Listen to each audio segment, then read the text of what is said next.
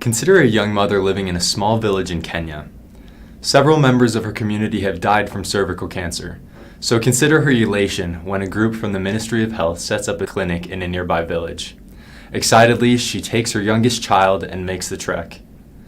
Only 1 in 6 women in her country are screened for cervical cancer, so she feels blessed to have been given this opportunity. Unfortunately, in her case, during the examination, she was inaccurately diagnosed and unnecessarily treated, leaving her with a damaged cervix and the inability to have children. In 2022, 650,000 women were diagnosed with cervical cancer, and 350,000 of those died, making it the 4th most deadly cancer among women. That's almost twice the population of Salt Lake City.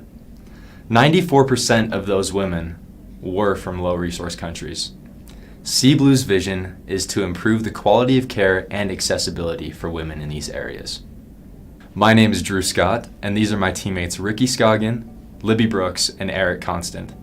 Together we've been collaborating with 3 physicians. First, we have Dean Wallace, MD, PhD, who is the founder and owner of Liger Medical, a company that specializes in cervical cancer screening and treatment in low-resource areas. Next is Neil Lonke, MD, MPH, who is an OBGYN working in California and has published studies on cervical cancer screening accuracy. And last is Sonia Pera, MD, PhD, who is an OBGYN resident at the University of Utah and whose PhD research was on cervical cancer screening in low-resource areas. The World Health Organization has launched a public initiative to eliminate cervical cancer by 2030. This is done by having 70% of women be screened for cervical cancer before the age of 35 and once at 45.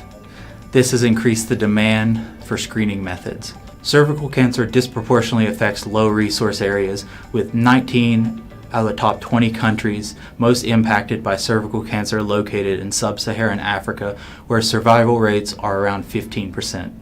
This is primarily due to their limited access to accurate screening. Cervical cancer is actually one of the most treatable forms of cancer in high-resource areas. Survival rates are above 97%.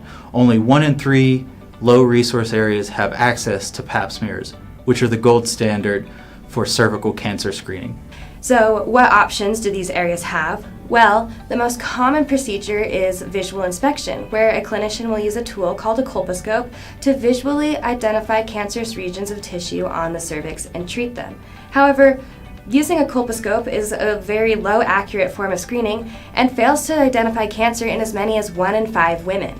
C-Blu has developed a solution to this problem.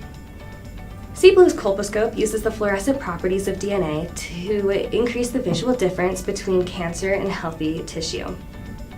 Blue light causes DNA to fluoresce, and since cancerous tissue has a greater concentration of DNA than healthy tissue, it appears brighter and more obvious to clinicians.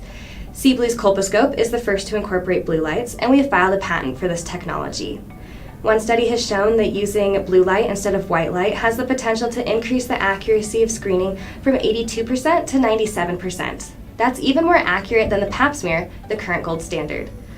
Our design does not increase the price of manufacturing a colposcope, therefore we have increased the accuracy of screening without decreasing the accessibility to low-resource areas. To enable us to get this technology to clinics rapidly, we have a manufacturing and market transfer partnership agreement with one of the leading colposcope manufacturers of the World Health Organization. This agreement goes into effect once our product has finished clinical trials. Because of the simplicity of our novel solution, we will be able to market our colposcope at $2,000. This is the same cost as our partner's current and less effective colposcope. In addition to the World Health Organization, who this year has received an additional $600 million pledged to eliminating cervical cancer, we will additionally be marketing our product towards humanitarian aid organizations working in low-resource areas, such as the Gates Foundation. Globally, colposcopy has a total addressable market of $600 million, and we estimate that our serviceable obtainable market is $100 million. Once our product hits the market, we estimate that we will be able to take 1% of this in our first year and 5% by our 5th year. Currently, we are finalizing our prototype and completing a validation study. Additional funding at this time will allow us to submit a 510(k) so we can get our colposcope into the hands of clinicians who need it. We are asking for $200,000 in exchange for 12% of our company to accomplish this.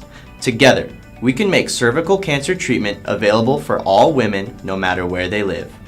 We are C-Blu, shining a new light on cervical cancer.